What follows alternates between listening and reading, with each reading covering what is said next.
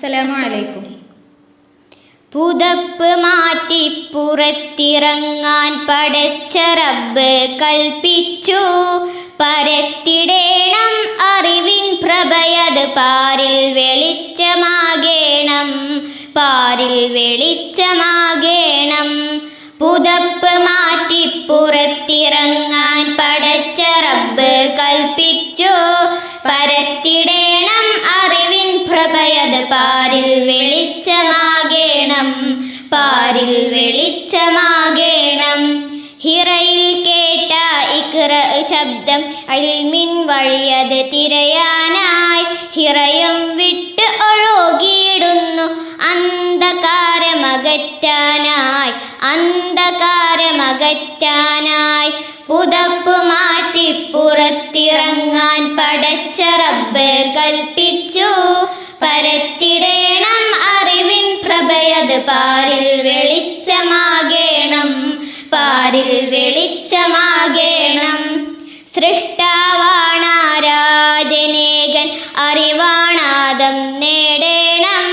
സൃഷ്ടികൾ പലവിധമാണീ ഉലകിൽ, വായന നമുക്ക് മാത്രമായി, വായന നമുക്ക് മാത്രമായി. പുതപ്പ് മാറ്റി പുറത്തിറങ്ങാൻ പടച്ച റബ്ബ് കൽപ്പിച്ചു. പരത്തിടേണം അറിവിൻ പ്രഭയത് പാരിൽ വെളിച്ചമാകേണം, പാരിൽ വെളിച്ചമാകേണം. അജ്ഞതയാണ് വഴികേടെന്ന് ആദ്യമായി നാം അറിയണം. തുടരും നിരത വായന കൊണ്ട് അജ്ഞത മാറ്റി മറിച്ചിടാം, അജ്ഞത മാറ്റി മറിച്ചിടാം. പുതപ്പ് മാറ്റി പുറത്തിറങ്ങാൻ പടച്ച റബ്ബ് കൽപ്പിച്ചു. പരത്തിടേണം അറിവിൻ പ്രഭയത് പാരിൽ വെളിച്ചമാകേണം, പാരിൽ വെളിച്ചമാകേണം, പാരിൽ വെളിച്ചമാകേണം.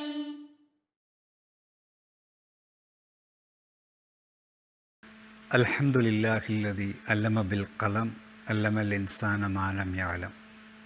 വസ്സലാത്തു വസ്സലാമു അലാ മൻ ഖാല മൻ സലക ത്വരീഖൻ യൽതമിസു ഫീഹി ഇൽമൻ സഖലല്ലാഹു ലഹു ത്വരീഖൻ ഇലൽ ജന്ന വഅലാ ആലിഹി വസഹബിഹിൽ ഫായിസീന ബിറിദല്ലാഹ് വബഅദ. സമാദരണീയരായ ശ്രോതാക്കളെ, അസ്സലാമു അലൈക്കും വറഹ്മത്തുള്ളാഹി. അഊദു ബില്ലാഹി മിനശ് ശൈത്വാനിർ റജീം. ബിസ്മില്ലാഹിർ റഹ്മാനിർ റഹീം. ഇഖ്റ ബിസ്മി റബ്ബിക്കല്ലദീ ഖലഖ്. നിന്നെ സൃഷ്ടിച്ചവനായ നാഥൻ്റെ നാമത്തിൽ നീ വായിക്കുക. ഖലഖൽ ഇൻസാന മിൻ അലഖ്. മനുഷ്യനെ ഭ്രൂണത്തിൽ നിന്ന് സൃഷ്ടിച്ചവൻ. ഇഖ്റ വറബ്ബുക്കൽ അക്രം. വായിക്കുക, നിൻ്റെ നാഥൻ ഔദാര്യവാനത്രേ. അല്ലദീ അല്ലമ ബിൽ ഖലം. പേന കൊണ്ട് പഠിപ്പിച്ചവൻ. അല്ലമൽ ഇൻസാന മാ ലം യഅലം. മനുഷ്യന് അറിവില്ലാത്തത് അവൻ പഠിപ്പിച്ചു. മാനവർക്ക് മാർഗദീപമായി അല്ലാഹു സുബ്ഹാനഹു വ തആല അവതരിപ്പിച്ച വിശുദ്ധ ഖുർആനിൻ്റെ ആദ്യ ആയത്തുകളുടെ സാരമാണിത്. ഈ വിശുദ്ധ ഖുർആനിനെ ജീവാത്മാവായും ജീവിതത്തിൻ്റെ മാർഗദർശനമായും സ്വീകരിക്കുന്ന ഞാനും നിങ്ങളുമടങ്ങുന്ന സമൂഹം അതിനോട് എത്രമാത്രം നീതി പുലർത്തുന്നുണ്ട് എന്ന ഒരു വിചിന്തനമാണ് ഈ സംസാരത്തിലൂടെ ആഗ്രഹിക്കുന്നത്. ഇതുമാത്രമല്ല, വിശുദ്ധ ഖുർആനിൻ്റെ നിരവധി ആയത്തുകളെടുത്ത് പരിശോധിക്കുകയാണെങ്കിൽ അതിലൊരുപാട് സൂക്തങ്ങളിൽ അറിവ് നേടുന്നതിൻ്റെ മഹത്വത്തെ സംബന്ധിച്ചും അതിൻ്റെ പ്രാധാന്യത്തെപ്പറ്റിയും അതിലൂടെ ലഭിക്കുന്ന മാനസിക പരിവർത്തനത്തെ സംബന്ധിച്ചും വ്യംഗ്യമായും പ്രകടമായും സൂചിപ്പിച്ചതായിട്ട് നമുക്ക് കാണാൻ പറ്റും. അതിലൊന്നാണ് സൂറത്ത് സുമറിലെ 9-ാമത്തെ വചനം. കുൽ ഹൽ യസ്തവില്ലദീന യഅലമൂന വല്ലദീന ലാ യഅലമൂൻ. നബിയെ പറയുക, അറിവുള്ളവരും അറിവില്ലാത്തവരും സമന്മാരാകുമോ? ഇല്ലെന്നാണ് അതിൻ്റെ ഉത്തരം. അപ്പോൾ അറിവ് നേടാൻ ഒരുപാട് മാർഗങ്ങളുണ്ട്. അതിലേറ്റവും പ്രധാനമാണ് വായന എന്ന് നമുക്കറിയാം. അതുകൊണ്ട് തന്നെ വായനയ്ക്ക് നമ്മൾ അങ്ങേയറ്റം പ്രാധാന്യം കൊടുക്കേണ്ടതുണ്ട്.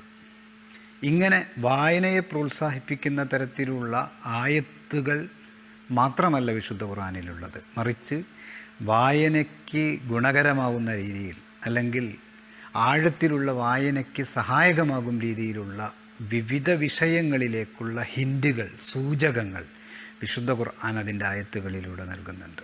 നമുക്കറിയാം 700-ലധികം ആയത്തുകളിൽ വിശുദ്ധ ഖുർആൻ ശാസ്ത്രത്തെക്കുറിച്ചും അതുമായി ബന്ധപ്പെട്ട വിജ്ഞാനങ്ങളെക്കുറിച്ചും സൂചിപ്പിക്കുന്നുണ്ട്. ഭ്രൂണശാസ്ത്രമുണ്ട്, പ്രപഞ്ചശാസ്ത്രമുണ്ട്, ഗോളശാസ്ത്രമുണ്ട്, ഭൂമിശാസ്ത്രമുണ്ട്, പ്രാണിശാസ്ത്രമുണ്ട്, സമുദ്രശാസ്ത്രമുണ്ട്. ഇങ്ങനെ നിരവധി ശാസ്ത്രമേഖലകളിലേക്ക് വെളിച്ചം വീശുകയും അതിൻ്റെ പിറകെ ചെന്ന് ആഴത്തിൽ വായിക്കാൻ ആവശ്യപ്പെടുകയും ചെയ്യുന്നത് നമുക്ക് കാണാൻ പറ്റും. സമയപരിമിതിക്കുള്ളിൽ നിന്നുകൊണ്ട് 3 ഉദാഹരണങ്ങൾ മാത്രം നിങ്ങളുമായി പങ്കുവെക്കുകയാണ്. വിശുദ്ധ ഖുർആൻ സൂറ അൽ ബഖറയുടെ 26-ാമത്തെ വചനത്തിൽ അല്ലാഹു സുബ്ഹാനഹു വ തആല പറയുന്നുണ്ട്, ഇന്നല്ലാഹ ലാ യസ്തഹി അൻ യളിബ മസലൻ മാ ബഗൂല വമാ ഫൗഖഹ. തീർച്ചയായിട്ടും അല്ലാഹു സുബ്ഹാനഹു വ തആലയ്ക്ക് ഉദാഹരണങ്ങൾ ഉപമിക്കുന്നതിൽ യാതൊരു തരത്തിലുള്ള ലജ്ജയോ മടിയോ ഇല്ല. എത്രത്തോളം എന്ന് വെച്ചാൽ ഒരു കൊതുകിനെ വരെ അല്ലാഹു സുബ്ഹാനഹു വ തആല ഉപമയായി പറയാറുണ്ട്. വമാ ഫൗഖഹ, അതിന് മുകളിലുള്ളതിനെയും. വിശുദ്ധ ഖുർആനിനെ വിമർശിക്കാൻ വേണ്ടി തക്കം പാർത്തിരുന്ന ഭാഷാ പണ്ഡിതന്മാരെല്ലാം ഈ ഒരു ആയത്തിൻ്റെ മേൽ ചാടി വീണു, ഇത് ഭാഷാപരമായി തെറ്റാണ് എന്ന് പറഞ്ഞിട്ട്. നമുക്കും അങ്ങനെ തോന്നാൻ ചിലപ്പോൾ. നമ്മളാരോടും തന്നെ പറയാറില്ലല്ലോ, എനിക്ക് നീ ഒരു 10,000 രൂപ തരുമോ, പറ്റില്ലെങ്കിൽ ഒരു 9,000, അതുമാവില്ലെങ്കിൽ ഒരു 7,000, ഇല്ല എങ്കിൽ ഒരു 5,000 എങ്കിലും തരണം എന്ന് പറയാറുണ്ട്.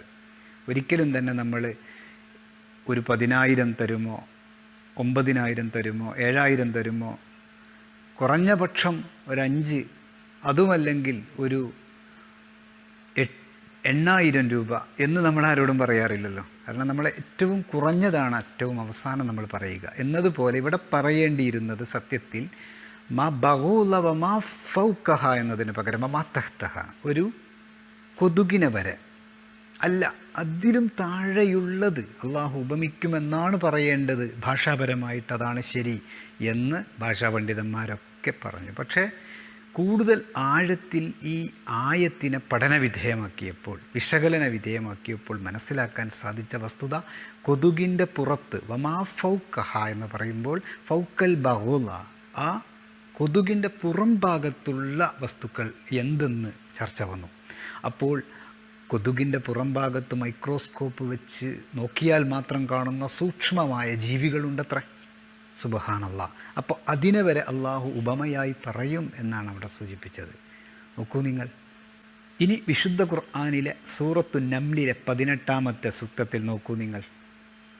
സുലൈമാൻ നബി അലൈഹി സ്വലാത്തു വസ്സലാമയും അദ്ദേഹത്തിൻ്റെ പരിവാരങ്ങളും ഉറുമ്പുകളുടെ താഴ്വരയിലൂടെ സഞ്ചരിക്കുമ്പോൾ ഉറുമ്പുകളുടെ നേതൃത്വം വഹിക്കുന്ന പെണ്ണുറുമ്പ് കൂടെയുള്ളവരോട് പറഞ്ഞു, യാ അയ്യുഹൻ നംല് ഉദ്ഖുലു മസാക്കിനക്കും ലാ യഹ്തിമന്നക്കും സുലൈമാന വ ജുനൂദഹും വഹും ലാ യഷ്ഉറൂൻ എന്ന്. നിങ്ങൾ നിങ്ങളുടെ മാളങ്ങളിലേക്ക് പ്രവേശിക്കുക, ഇല്ലാത്ത പക്ഷം സുലൈമാൻ നബിയും അദ്ദേഹത്തിൻ്റെ പരിവാരങ്ങളും നിങ്ങളെ ചവിട്ടിപ്പൊട്ടിക്കും. ഹത്തമ യഹ്തമന്ന എന്നൊക്കെ പറഞ്ഞാൽ ചവിട്ടിപ്പൊട്ടിക്കുക എന്നാണ്. ഒരു ചില്ല് ഗ്ലാസ് നിലത്തിടുമ്പോൾ സംഭവിക്കുന്നതെന്തോ അതാണ് ആ അറബി പദം കൊണ്ട് ഉദ്ദേശിക്കുന്നത്. ഉടയുക എന്നതാണ്. നമ്മൾ ഒരിക്കലും തന്നെ ഉറുമ്പുകളെ ചവിട്ടി പൊട്ടിക്കുക എന്ന് പറയാറില്ല. ചവിട്ടി അരക്കുക, ചവിട്ടി ഞെരിക്കുക, ചവിട്ടിക്കൊല്ലുക എന്നൊക്കെയാണ് പറയാറുള്ളത്. പക്ഷെ എന്തുകൊണ്ട് ഇങ്ങനെ ഒരു പദം പ്രയോഗിച്ചു എന്ന് വിശാലമായ വായനയ്ക്ക് വിധേയമാക്കിയപ്പോൾ മനസ്സിലാക്കാൻ സാധിച്ച വസ്തുത, ഉറുമ്പുകളുടെ ശരീരം നിർമ്മിച്ചിരിക്കുന്നത് ഫൈബർ കൊണ്ടാണ്. ഒരു ഉറുമ്പിനെ കൊല്ലുന്നത് ആംപ്ലിഫൈ ചെയ്തുകൊണ്ട് നമ്മൾ ശബ്ദം ഉയർത്തുകയാണ് എങ്കിൽ ഒരു ചില്ലുടയുന്ന പോലെയായിരിക്കും നമുക്ക് അനുഭവപ്പെടുക എന്നാണ് ശാസ്ത്രം കണ്ടെത്തിയത്. ഒന്നാലോചിച്ച് നോക്കൂ ആ പദം ഉപയോഗിച്ചതിൻ്റെ പിന്നിലെ രഹസ്യം. അതുപോലെ തന്നെ സൂറ അലക്കിലെ 15-16 വചനങ്ങളിലൂടെ അബൂജഹലിനെ ശക്തമായി താക്കീത് ചെയ്തുകൊണ്ട് അല്ലാഹു സുബ്ഹാനഹു വ തആല പറയുന്ന വാക്കുകളുണ്ട്. കല്ല, നിസ്സംശയം, ലഇല്ലം യൻതഹി ലനസ്ഫഅൻ ബിന്നാസിയ നാസിയത്തിൻ ഖാദിബത്തിൻ ഖാതിഅ. അവൻ അതിൽ നിന്ന് പിന്മാറിയില്ലെങ്കിൽ, പ്രവാചകനെ ഭത്സിക്കുന്നതിൽ നിന്ന്, പ്രയാസപ്പെടുത്തുന്നതിൽ നിന്ന് അബൂജഹൽ പിന്മാറിയിട്ടില്ലെങ്കിൽ അവൻ്റെ കുടുമയ്ക്ക് ഞാൻ പിടിക്കും. കളവ് പറയുന്ന, തെറ്റ് ചെയ്യുന്ന കുടുമ. ഒരു മനുഷ്യൻ്റെ കുടുമ, അവൻ്റെ നെറുകൻ തലയിൽ ഉള്ള മുടിക്കാണല്ലോ നമ്മൾ കുടുമ എന്ന് പറയുന്നത്. അത് എങ്ങനെ കളവ് പറയും, എങ്ങനെ തെറ്റ് ചെയ്യും? പക്ഷേ ഈ ആയത്തിനെ വിശാലമായ വായനയ്ക്ക് വിധേയമാക്കിയപ്പോൾ മനസ്സിലാക്കാൻ സാധിച്ച വസ്തുത, നമ്മുടെ തലച്ചോറിൽ തെറ്റുകൾ ചെയ്യാനുള്ള, തിന്മകൾ ചെയ്യാനുള്ള ആവേഗങ്ങൾ, അതിനുള്ള സംജ്ഞ പുറത്തു കൊടുക്കുന്നത്, ആദ്യമായിട്ട് പുറപ്പെടുവിക്കുന്നത് തലച്ചോറിൻ്റെ ഏറ്റവും മുകൾ ഭാഗത്തുള്ള, തലയോട്ടിയുടെ ഏറ്റവും മുകൾ തലച്ചോറിൻ്റെ ഏറ്റവും മുകൾ ഭാഗത്തുള്ള ഭാഗത്ത് നിന്നാണ് എന്ന് ശാസ്ത്രം കണ്ടെത്തുന്നു. നോക്കൂ നിങ്ങൾ, എത്രമേൽ അത്ഭുതകരമായ ആയത്താണ് 14 നൂറ്റാണ്ടുകൾക്കപ്പുറം വിശുദ്ധ ഖുർആനിൽ അവതീർണമായത്. ഇങ്ങനെ വിശുദ്ധ ഖുർആനിൻ്റെ ആയത്തുകളെ പഠനവിധേയമാക്കി മനനത്തിലേർപ്പെട്ടുകൊണ്ട് അത് മനസ്സിലാക്കിയിട്ട് ഇസ്ലാമിനെക്കുറിച്ച് പഠിക്കുവാനും ഖുർആനിനെക്കുറിച്ച് മനസ്സിലാക്കുവാനും അതിലൂടെ ആദർശരംഗത്ത് ഉറച്ചു നിൽക്കാനും ഈ ആദർശം മുറുകെ പിടിക്കാനുമാണ് ഇസ്ലാം, ഖുർആൻ താല്പര്യപ്പെടുന്നത്. മറ്റേത് മതത്തിലും ഒരുപക്ഷെ ഇങ്ങനെ കണ്ടുകൊള്ളണമെന്നില്ല. മതവും അതുപോലെ തന്നെ ശാസ്ത്രവും ഒരേ ദിശയിൽ പോകുന്ന മതമാണ് ഇസ്ലാം. യൂറോപ്പിൽ മധ്യകാലഘട്ടത്തിലൊക്കെ തന്നെ വിവിധ തരത്തിലുള്ള പീഡനങ്ങൾക്ക് വിധേയമായിരുന്നു അവിടെയുള്ള ശാസ്ത്രജ്ഞന്മാർ എന്ന് ചരിത്രത്തിൽ നമുക്ക് കാണാൻ പറ്റും. ഗലീലിയോ ആയാലും കൊപ്പർനിക്കസ് ആയിരുന്നാലും ഒക്കെ തന്നെ ഇത്തരത്തിൽ അവിടെയുള്ള മതമേലധ്യക്ഷന്മാരുടെ കഠിനമായ ശകാരങ്ങൾക്കും അവരുടെ ശിക്ഷകൾക്കും പാത്രമായിരുന്നു എന്ന് ചരിത്രത്തിൽ കാണാൻ പറ്റും. പക്ഷെ ഇസ്ലാമിക ഭരണകൂടങ്ങളോ ഇസ്ലാമിക പുരോഹിതന്മാരോ ആരും തന്നെ, മതത്തിൻ്റെ വക്താക്കളായ ആരും തന്നെ ഇത്തരത്തിലുള്ള പുതുമകളെ, കാഴ്ചപ്പാടുകളെ, അതുപോലെ തന്നെ കണ്ടെത്തലുകളെ എതിർത്തതായിട്ട് ചരിത്രത്തിൽ നമുക്ക് കാണാൻ പറ്റില്ല. അതാണ് ഇസ്ലാമിൻ്റെ പ്രത്യേകത, അതാണ് ഖുർആനിൻ്റെ പ്രത്യേകത. ഖുർആൻ മാത്രമല്ല, തിരുഹദീസുകളിലൂടെ, പ്രവാചക വചനങ്ങളിലൂടെയും വിജ്ഞാനത്തെ പ്രോത്സാഹിപ്പിക്കുന്നത് കാണാൻ പറ്റും. ആരെങ്കിലും വിദ്യ തേടിക്കൊണ്ട് ഒരു മാർഗത്തിൽ പ്രവേശിച്ചാൽ അവൻ സ്വർഗത്തിലുള്ള മാർഗത്തിലാണ് എന്ന് റസൂലുള്ളാഹി സ്വല്ലല്ലാഹു അലൈഹി വസല്ലം തങ്ങൾ നമ്മെ പഠിപ്പിച്ചു. അപ്പോൾ ഈ പ്രവാചക വചനങ്ങളും തിരു സംസാരങ്ങളും ജീവിതത്തിൻ്റെ മാർഗരേഖയായി സ്വീകരിച്ച സച്ചരിതരായ സ്വഹാബി വര്യന്മാരും താബിഈങ്ങളും താബിഈങ്ങളും അതിനുശേഷം വരുന്ന 10,000 പണ്ഡിതന്മാരുമൊക്കെ തന്നെ അവരുടെ വിജ്ഞാനങ്ങൾ ആർജിക്കുന്നതിന് വേണ്ടി ഏത് മാർഗവും സ്വീകരിക്കാൻ തയ്യാറായി എന്ന് മാത്രമല്ല, അവർക്കറിയുന്ന അറിവ്, ജ്ഞാനം മറ്റുള്ളവർക്ക് പകർന്നു കൊടുക്കാൻ വേണ്ടി അഹോരാത്രം പരിശ്രമിച്ചിരുന്നു എന്നും നമുക്ക് ചരിത്രം പരിശോധിച്ചാൽ കാണാൻ പറ്റും.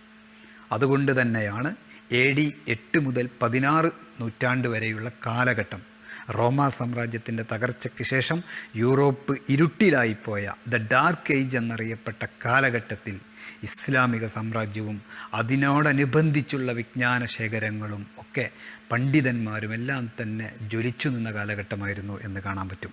ഒരുപക്ഷെ ലോക ചരിത്രത്തിൽ പലപ്പോഴും വിസ്മരിക്കുന്ന ഈ ഒരു കാലഘട്ടത്തെ പൂർണ്ണമായി നാം പഠിക്കുകയാണ് എങ്കിൽ അത്രമേൽ പ്രശോഭിതമായിരുന്നു ആ കാലഘട്ടം വിജ്ഞാനം കൊണ്ടും വിജ്ഞാന സ്രോതസ്സുകളെ കൊണ്ടും പണ്ഡിതന്മാരെ കൊണ്ടും എന്ന് നമുക്ക് കണ്ടെത്തുവാൻ സാധിക്കും. നമുക്കറിയാം, 2015 അന്താരാഷ്ട്ര പ്രകാശ വർഷമായിട്ടാണ് യുണൈറ്റഡ് നേഷൻസ് ഓർഗനൈസേഷൻ ആചരിച്ചത്. International year of light and light based technologies എന്നായിരുന്നു അതിന് കൊടുത്തിരുന്ന ക്യാപ്ഷൻ.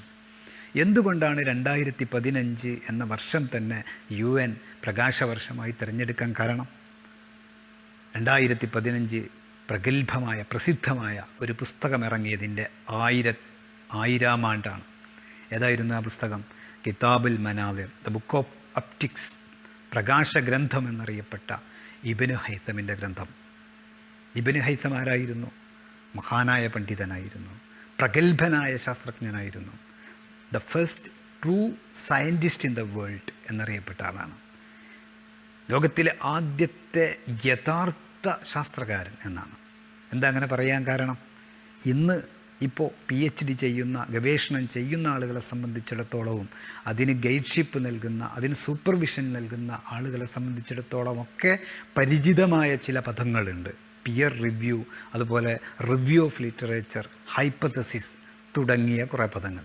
അതായത് ഒരു പഠനം നടത്തുമ്പോൾ മുൻ പഠനങ്ങളെ അടിസ്ഥാനമാക്കിക്കൊണ്ട് വിവരങ്ങൾ ശേഖരിക്കുകയും മുൻ ഗ്രന്ഥങ്ങൾ പഠനത്തിന് വിധേയമാക്കുകയും അതിൻ്റെ ഫലമായിട്ട് ഒരു ഹൈപ്പോത്തസിസ് രൂപീകരിക്കുകയും അതിനനുസരിച്ച് പുതിയ പഠനത്തിലേക്ക് എത്തിച്ചേരുകയും ചെയ്യുന്ന ആ ഒരു സയൻറ്റിഫിക് മെത്തഡോളജി, ഒരു ശാസ്ത്രീയമായ പഠനത്തിനുള്ള മാർഗം ആദ്യമായി സ്വീകരിച്ചത് ഇബ്നു ഹൈസമായിരുന്നു എന്ന് നമുക്ക് കാണാൻ പറ്റും. അതുപോലെ തന്നെ അവിസന്ന എന്ന പേരിൽ അറിയപ്പെട്ട Ibn Sina, international award for research ethics ഇന്നും അദ്ദേഹത്തിൻ്റെ പേരിലാണ്. അതായത് ശാസ്ത്ര നൈതികത, സത്യസന്ധതയ്ക്ക് വേണ്ടി നൽകുന്ന ആ ഒരു അവാർഡ് അദ്ദേഹത്തിൻ്റെ പേരിലാണ്. അദ്ദേഹത്തെക്കുറിച്ച് പറയാറുള്ളത് ഹീലർ ആൻഡ് എ ഹ്യൂമൻ എന്നാണ്. അദ്ദേഹം ഒരു വൈദ്യനായിരുന്നു, അതോടൊപ്പം ഒരു മനുഷ്യനുമായിരുന്നു, നല്ലൊരു മനുഷ്യനായിരുന്നു. തൻ്റെ കൈകൊണ്ട് അധ്വാനിച്ചുണ്ടാക്കിയ പണം കൊണ്ടാണ് അദ്ദേഹം പരീക്ഷണങ്ങൾ നടത്തിയത് എന്ന് കാണാൻ പറ്റും. കാനൂനും ഫിത്തിബ് അദ്ദേഹത്തിൻ്റെ പ്രസിദ്ധമായ ഗ്രന്ഥമാണ്. ഇന്നും പല യൂണിവേഴ്സിറ്റികളും വിദേശ യൂണിവേഴ്സിറ്റികളിലുമൊക്കെ അത് പഠിപ്പിക്കപ്പെട്ടുകൊണ്ടിരിക്കുന്നു. കാനൺ ഓഫ് മെഡിസിൻ, മെഡിസിൻ്റെ നിയമസംഹിതയാണ് അത് എന്നാണ് പറയപ്പെടുന്നത്. അതുപോലെ അബ്ബാസ് ബിൻ ഫിർനാസ്, അദ്ദേഹം പ്രഗത്ഭനായ ഒരു ശാസ്ത്രജ്ഞനായിരുന്നു. സൂറത്ത് മുൽക്കിലെ പക്ഷികളുടെ പറക്കലുമായി ബന്ധപ്പെട്ടിട്ടുള്ള ആയത്തുകളിൽ നിന്ന് പ്രചോദനം ഉൾക്കൊണ്ടാണ് അദ്ദേഹം കുറേ പക്ഷികളെ വാങ്ങുകയും പിന്നീട് അതിൽ നിന്ന് പഠനം നടത്തിയിട്ട് അതിൻ്റെ പറക്കലിനെക്കുറിച്ച് പഠനം നടത്തിയിട്ട് വിമാനം പറപ്പിക്കാനുള്ള പ്രവർത്തനങ്ങളിൽ ഏർപ്പെടുകയൊക്കെ ചെയ്ത അദ്ദേഹത്തിൻ്റെ ലേഖനങ്ങളാണ്, എഴുത്തുകളാണ് പിൽക്കാലത്ത് വിമാനം കണ്ടുപിടിക്കുന്നതിനും അതുമായി ബന്ധപ്പെട്ട ടെക്നോളജികൾക്കൊക്കെ സഹായിച്ചത് എന്ന് പറയപ്പെടുന്നുണ്ട്. അതുപോലെ നിരവധി ആളുകൾ, ഖവാരിസ്മി, മൂസ അൽ ഖവാരിസ്മി, അദ്ദേഹം ബൈത്തുൽ ഹിക്മ എന്ന അബ്ബാസിയ കാലത്തുണ്ടായിരുന്ന പുസ്തകശാലയുടെ ലൈബ്രറിയനായിരുന്നു മൂസ അൽ ഖവാരിസ്മി. ഖവാരിസ്മി എന്ന പദം ലാറ്റിൻ ഭാഷയിലേക്ക് മൊഴിമാറ്റുമ്പോൾ അൽഗോരിതമി എന്നാണ് എഴുതുക. അതിൽ നിന്നാണ് അൽഗോരിതം എന്ന പദം നമുക്ക് പരിചയപ്പെടുന്നത്. അതുപോലെ തന്നെ അദ്ദേഹത്തിൻ്റെ പ്രസിദ്ധ ഗ്രന്ഥമായ അൽ ജിബർ വൽ മുക്കാബല എന്ന ഗ്രന്ഥത്തെ ആസ്പദിച്ചുകൊണ്ടാണ് അൽജിബ്ര എന്ന പദം ഗണിതശാസ്ത്രം പരിചയപ്പെടുന്നത്. അപ്പം അത്രമേൽ പ്രസിദ്ധരായ നിരവധി പണ്ഡിതന്മാർക്ക് ജന്മം നൽകിയ ഒരു ഭാഷയായിരുന്നു അറബി ഭാഷ. അതുപോലെ ഒരു സമൂഹമായിരുന്നു മുസ്ലിം സമൂഹം എന്നത്. അതുപോലെ തന്നെ ഗണിതശാസ്ത്ര തത്വങ്ങളെ വൈദ്യശാസ്ത്രവുമായി സന്നിവേശിച്ച പ്രഗത്ഭനായ പണ്ഡിതൻ ഇസ്ഹാഖുൽ കിന്ദി, അരിസ്റ്റോട്ടിൽ രണ്ടാമൻ എന്ന പേരിൽ അറിയപ്പെട്ട ദാർശനികൻ ഫാറാബി, അൽ ഹിന്ദ് എന്ന ഗ്രന്ഥമെഴുതിയ ചരിത്രകാരനായ പണ്ഡിതനായ അൽ ബിറുനി, ഇങ്ങനെ ഒട്ടനവധി പണ്ഡിതന്മാർ ഇസ്ലാമിക മേഖലകളിൽ നിന്ന് വിജ്ഞാനം മനസ്സിലാക്കിക്കൊണ്ട് അത് മറ്റുള്ളവർക്ക് പകർന്നു നൽകിയ മഹാരഥന്മാരായിരുന്നു എന്ന് നമുക്ക് കാണാൻ പറ്റും. ഇവരുടെയൊക്കെ പ്രത്യേകത എന്നത് ഇവർ എല്ലാ മേഖലകളിലും അഗ്രഗണ്യരായിരുന്നു എന്നതാണ്. ഏതെങ്കിലും ഒരു വിജ്ഞാനത്തിൽ മാത്രമല്ല. ഇബ്നു ഹൈസമിനെ സംബന്ധിച്ചിടത്തോളം അദ്ദേഹം പ്രകാശശാസ്ത്രത്തിലെ ഒരു പണ്ഡിതനായിരുന്നു. അതോടൊപ്പം തന്നെ അദ്ദേഹത്തിന് വൈദ്യശാസ്ത്രം അറിയാമായിരുന്നു, മനഃശാസ്ത്രം അറിയാമായിരുന്നു. ആ രംഗങ്ങളിലൊക്കെയുള്ള ഗ്രന്ഥങ്ങൾ അദ്ദേഹത്തിനുണ്ട്. പോളിമാത്തുകൾ എന്നാണ് അത്തരത്തിലുള്ള ആളുകളെ നമ്മൾ പറയാറുള്ളത്. ഇന്നെല്ലാവരും സ്പെഷ്യലിസ്റ്റുകളാണ്. ഇപ്പോൾ കണ്ണിനെക്കുറിച്ച് പരിശോധന നടത്തുന്ന ഒരു ഡോക്ടർക്ക് അതിൻ്റെ തൊട്ടു താഴെയുള്ള മൂക്കിനെക്കുറിച്ച് ഒരുപക്ഷെ ചോദിച്ചാൽ അറിഞ്ഞുകൊള്ളണമെന്നില്ല. അപ്പോൾ ഓരോ വിഷയങ്ങളിൽ മാത്രം അവഗാഹം നേടി അതിൽ മാത്രം സ്പെഷ്യലൈസ് ചെയ്ത് കൊണ്ടിരിക്കുന്ന ആളുകളുടെ കാലത്ത് ഇത്തരത്തിലുള്ള അന്ന് ജീവിച്ചിരുന്ന മഹാപണ്ഡിതന്മാരെല്ലാവരും തന്നെ വിജ്ഞാനത്തിൻ്റെ വിവിധ മേഖലകളെക്കുറിച്ച് അറിവുള്ളവരായിരുന്നു എന്ന് നമുക്ക് കാണാൻ പറ്റും. അതുപോലെ തന്നെ ഒമർ ഖയ്യാം ഒരു കവിയായിരുന്നു, വൈദ്യശാസ്ത്രകാരനായിരുന്നു, ഗണിതശാസ്ത്രജ്ഞനായിരുന്നു. അദ്ദേഹം മറ്റു പല മേഖലകളിലും പ്രാഗൽഭ്യം തെളിയിച്ച ആളായിരുന്നു. അപ്പോൾ ഇത്തരത്തിലുള്ള ഒരുപാട് മഹാരഥന്മാരായ പണ്ഡിതന്മാർക്ക് ജന്മം നൽകാൻ ഈ ഒരു സമൂഹത്തിന് സാധിച്ചിട്ടുണ്ട്. അതവരുടെ വായന കൊണ്ടായിരുന്നു. വിശുദ്ധ ഖുർആനിൻ്റെ ഇഖ്റ ബിസ്മി റബ്ബിക്കല്ലദീ ഖലഖ് എന്ന ആഹ്വാനത്തെ ശിരസാവഹിച്ചതുകൊണ്ടും അത് ജീവിതത്തിലേക്ക് പകർത്തി അതൊരു ദിശാഫലകമായിട്ട് അവർ കണ്ടതുകൊണ്ടുമായിരുന്നു എന്ന് നമുക്ക് ചരിത്രം പരതിയാൽ കണ്ടെത്തുവാൻ സാധിക്കും. അതുകൊണ്ട് തന്നെ വിശുദ്ധ ഖുർആനിൻ്റെ വക്താക്കളും പ്രയോക്താക്കളുമായ നമ്മൾ വായന മുറുകെ പിടിക്കണം, വായിച്ചുകൊണ്ടേയിരിക്കണം. നമ്മുടെ വിജ്ഞാനത്തെ, നമ്മുടെ അറിവിനെ ഉപയോഗപ്പെടുത്തുന്ന ഏതൊക്കെ മേഖലകളൊക്കെയുണ്ടോ അവിടെയൊക്കെ നമുക്കത് പറയുവാനും സാധിക്കണം. വായനയെ എതിർക്കുകയാണ് എല്ലാ സ്വച്ഛാധിപതികളും ചെയ്തിട്ടുള്ളത്. ഹിറ്റ്ലർ താൻ ജയിച്ചടക്കാൻ പോകുന്ന പ്രദേശങ്ങളിലേക്ക് ചെല്ലുമ്പോൾ പറഞ്ഞിരുന്ന കാര്യം, പട്ടാളക്കാരോട് നിർദ്ദേശിച്ചിരുന്ന കാര്യം, അവിടെയുള്ള ലൈബ്രറികൾ നിങ്ങൾ അഗ്നിക്കിരയാക്കണമെന്നായിരുന്നു. അത് നമുക്ക് ചരിത്രത്തിലുടനീളം കാണാൻ പറ്റും. ഏതൊരു സ്വച്ഛാധിപതികളും എതിർത്തിരുന്നത് വായനയായിരുന്നു. കാരണം വായന നടത്തുകയാണ് എങ്കിൽ, വായിക്കുകയാണെങ്കിൽ ആളുകളുടെ ബൗദ്ധിക വികാസം ഉയരുകയും അതിലൂടെ അവരുടെ പ്രതികരണശേഷി ഉണ്ടാവുകയും അവർക്ക് കാര്യബോധമുണ്ടാവുകയും ചെയ്യുമെന്നതുകൊണ്ടാണ്.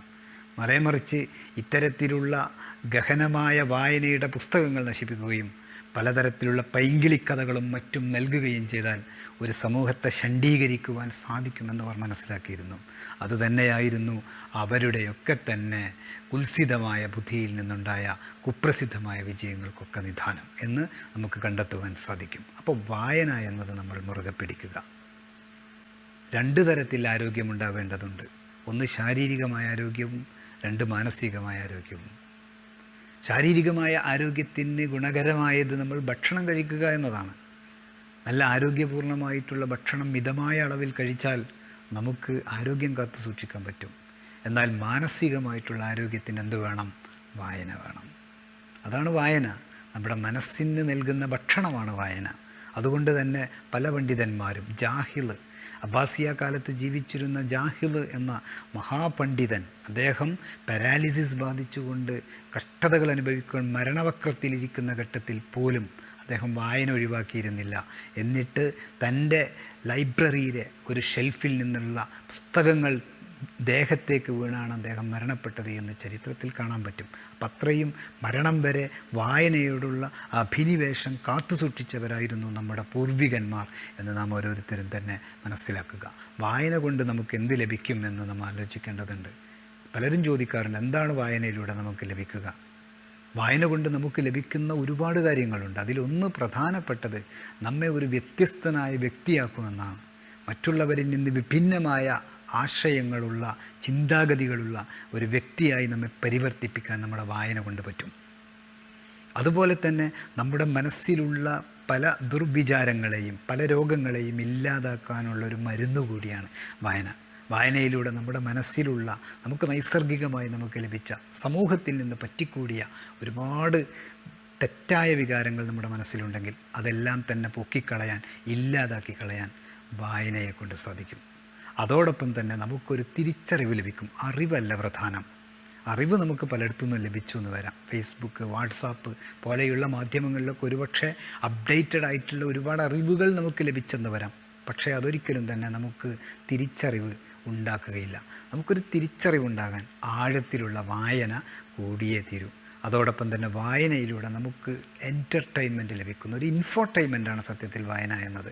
നമുക്ക് അറിവ് ലഭിക്കുന്നു, അതോടൊപ്പം തന്നെ നമുക്കൊരു മാനസികമായ ഉല്ലാസവും ലഭിക്കുന്നു. അതോടൊപ്പം നമുക്കൊരു കോൺഫിഡൻസ്, കാര്യങ്ങൾ അവതരിപ്പിക്കാൻ, പറയുവാനുള്ള ഒരു കോൺഫിഡൻസ്, ആളുകളുടെ മുന്നിൽ നിന്നുകൊണ്ട് ധൈര്യസമേത ഒരു കാര്യം സമർത്ഥിക്കുവാനുള്ള ഒരാത്മബോധവും ആത്മവിശ്വാസവും നമുക്ക് വായന നൽകും എന്നതാണ്. അപ്പോൾ വായനകൾ നമ്മൾ പ്രധാനമായിട്ടും നമുക്കറിയാം 2 തരത്തിലുള്ള വായനകളാണുള്ളത്. ഒന്ന് നോൺ ഫിക്ഷൻ വായനയുണ്ട്, ഫിക്ഷൻ വായനകളുണ്ട്. നോൺ ഫിക്ഷൻ എന്ന് പറയുമ്പോൾ നമുക്ക് വിവരങ്ങൾ നൽകുന്ന, വിജ്ഞാനം നൽകുന്ന ഗ്രന്ഥങ്ങളുടെ വായനയാണ്. അത് വായിക്കണം. പക്ഷേ അത് മാത്രം വായിച്ചാൽ പോരാ. അത് മാത്രം വായിച്ചാൽ നമ്മൾ കല്ലുപോലെ ഹൃദയമുള്ള കുറേ വിജ്ഞാനം മാത്രം ഉള്ളിലുള്ള, വിവരം മാത്രം അകത്തുള്ള ആളായിട്ട് മാത്രമേ മാറുകയുള്ളൂ. എന്നാൽ നോൺ ഫിക്ഷൻ ഗ്രന്ഥങ്ങൾക്ക് പുറത്ത് ഫിക്ഷൻ ഗ്രന്ഥങ്ങൾ, സാഹിത്യ ഗ്രന്ഥങ്ങൾ കൂടെ, കഥകളും കവിതകളും ഒക്കെ നമ്മൾ വായിക്കുമ്പോൾ നമ്മുടെ മനസ്സിന് കൂടുതൽ വിശാലതയും കൂടുതൽ തിരിച്ചറിവുകളും ആളുകളെ മനസ്സിലാക്കുന്നിടത്ത് നമുക്കൊന്നുകൂടെ വിശാലമായൊരു കാഴ്ചപ്പാടും ലഭിക്കും എന്നതാണ് കാര്യം. അപ്പോൾ ആ രൂപത്തിൽ കൂടി നമ്മുടെ വായനകൾ പോകണം. നമുക്കറിയാം ഈ ഒരു കാലഘട്ടം എന്നത് വായനകൾക്ക് ഒരുപാട് സാധ്യതകളുണ്ട്. ഇപ്പോൾ കോവിഡ് പാൻഡമിക്കുമായി ബന്ധപ്പെട്ട് നമ്മൾ അടച്ചിരിക്കുകയാണെങ്കിലും അവിടെയും നമുക്ക് വായിക്കാനുള്ള ഒരുപാട് മാർഗങ്ങളുണ്ട്. റീഡിങ്ങിൻ്റെ കാലം കൂടിയാണിത്. റീഡിങ്ങിൻ്റെ കാലത്ത് നമുക്ക് വായിക്കാനുള്ള ഗ്രന്ഥങ്ങൾ നമ്മുടെ കൈകളിലേക്ക്, നമ്മുടെ കൺമുന്നിലേക്ക്, നമ്മുടെ ലാപ്പുകളിലേക്ക്, നമ്മുടെ ടാബുകളിലേക്ക്, നമ്മുടെ കമ്പ്യൂട്ടറുകളിലേക്ക് എത്താനുള്ള സൗകര്യങ്ങളുണ്ട്. അപ്പോൾ ആ ഒരു അവസരങ്ങളൊക്കെ തന്നെ മുതലെടുത്തുകൊണ്ട് വായനയെ കൂടുതൽ ജ്വലിപ്പിക്കാൻ, കൂടുതൽ അറിവുകൾ നേടാൻ, അതിലൂടെ മനസ്സിനെ വിശാലമാക്കാൻ, പ്രബോധന മേഖലകളിൽ അറിവ് പകർന്നു കൊടുക്കുന്ന രംഗങ്ങളിലൊക്കെ തന്നെ ഉയർന്നു ചിന്തിക്കാൻ, കാലത്തിനെ മനസ്സിലാക്കാൻ, കാലാനുസൃതമായി നീങ്ങുവാൻ നമുക്ക് ഓരോരുത്തർക്കും തന്നെ സാധിക്കും. അതിന് അല്ലാഹു സുബ്ഹാനഹു വ തആല നമുക്ക് തൗഫീക്ക് നൽകി അനുഗ്രഹിക്കുമാറാവട്ടെ. വ ആഖിറു ദഅവാന അനിൽ ഹംദുലില്ലാഹി റബ്ബിൽ ആലമീൻ. അസ്സലാമു അലൈക്കും വറഹ്മത്തുള്ളാഹി തആല വബറകാതുഹു.